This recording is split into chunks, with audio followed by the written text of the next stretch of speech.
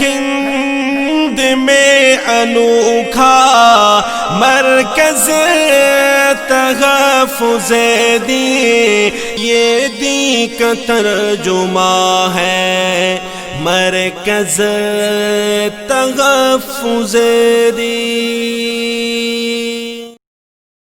میرے آقا صلی اللہ علیہ وسلم نے ایک جگہ فرمایا اغدو عالما او متعلما او مستمعا او محبا فلا تکن خامسا، فرمایا کہ عالم بنو، ٹھیک ہے قسمت میں کسی وجہ سے آپ کے عالم بننا نہیں لکھا ہے، تو دوسری چیز فرمایا اغدو عالما او متعلما، اگر عالم نہیں بن سکتے تو طالب علم بنو، زندگی بھر یہ ارادہ کرو کہ میں ایک طالب علم رہوں گا۔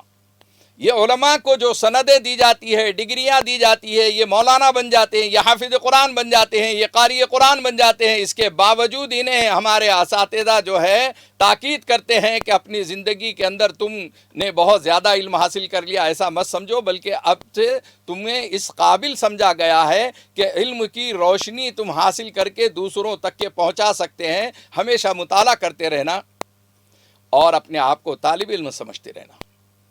تو عالم اگر نہیں بن سکتے تو فرمایا کہ طالب علم بنو، او مستمعن، اگر طالب علم بھی نہیں بن سکتے ہیں تو آپ سننے والے بنو، علماء کی بات سننے والے بنو، ماشاءاللہ یہ تو بہت آسانی سے کرتے ہیں۔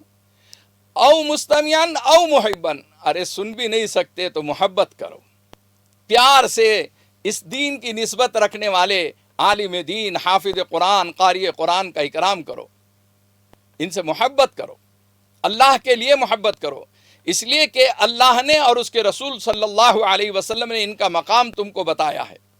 یہ مقام بتایا کہ العلماء ورثۃ الانبیاء، علماء انبیاء کے وارث ہیں کر کے فرمایا۔ اتنا بڑا مقام، ٹھیک ہے کوئی عالم علم کوئی عالم دین آپ کے معیار پر نہیں اترتا ہے، اس کی وجہ آپ کے پاس ہے، لیکن اسے سرٹیفکیٹ، اسے سند میرے آقا صلی اللہ علیہ وسلم نے دیا ہے کہ العلماء ورثۃ الانبیاء، نائب رسول ہے وہ۔ اب آپ اس میں کیڑے نکالیں گے، اب آپ اس میں خامیاں نکالیں گے، وہ ایسے نہیں ہے ویسے نہیں ہے، ارے بھائی وہ آپ کے معیار پر جو نہیں اتر رہے ہیں وہ آپ کا چشمہ بدلنے کی ضرورت ہے۔ ان کی ظاہری زندگی کو تم نے دن کی زندگی کو دیکھا، رات کی زندگی کو تو تھوڑی دیکھا ہے آپ نے، اس کا زہد و تقوی آپ نے تھوڑی دیکھا ہے، رات کا مطالعہ اس کا تھوڑی آپ نے دیکھا ہے، اس کی تہجد گزار والی نوافل کی زندگی آپ نے تھوڑی دیکھی ہے۔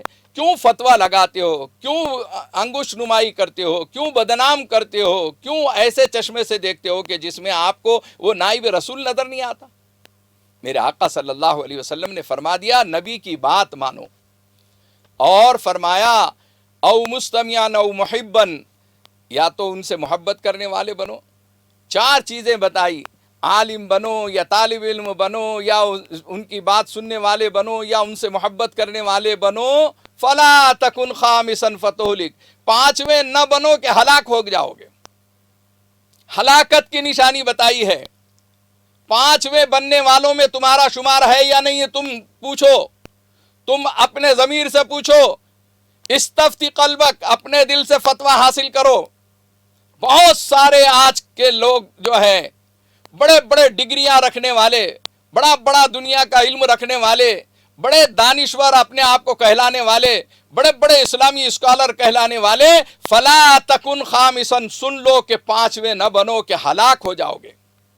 یہ ہم نہیں کہہ رہے، یہ ہماری طرف سے نہیں ہے، میرا آقا صلی اللہ علیہ وسلم نے آگاہ فرما دیا، تنبیہ کی گویا دوسرے معنی میں۔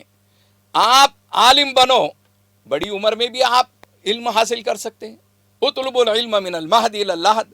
میرے آقا صلی اللہ علیہ وسلم نے فرمایا کہ ماں کی گود سے قبر کی گود تک کے آپ علم کے حاصل کرنے والے بنو۔ کیوں نہیں علم حاصل کرتے؟ یہ جہالت ہی ہے جس کی وجہ سے علماء کے خلاف زہر اگلا جاتا ہے، حفاظ اکرام کی ناقدری کی جاتی ہے، قاری قرآن کو بدنام کیا جاتا ہے۔ اور یہ حفاظ آپ کو کہاں سے مل رہے ہیں؟ یہ علماء آپ کو کہاں سے مل رہے ہیں؟ یہ قاری قرآن آپ کو کہاں سے مل رہے ہیں؟ وہ دینی درسگاہوں سے مل رہے ہیں، وہ مدارس دینیہ، مدارس عربیہ سے مل رہے ہیں۔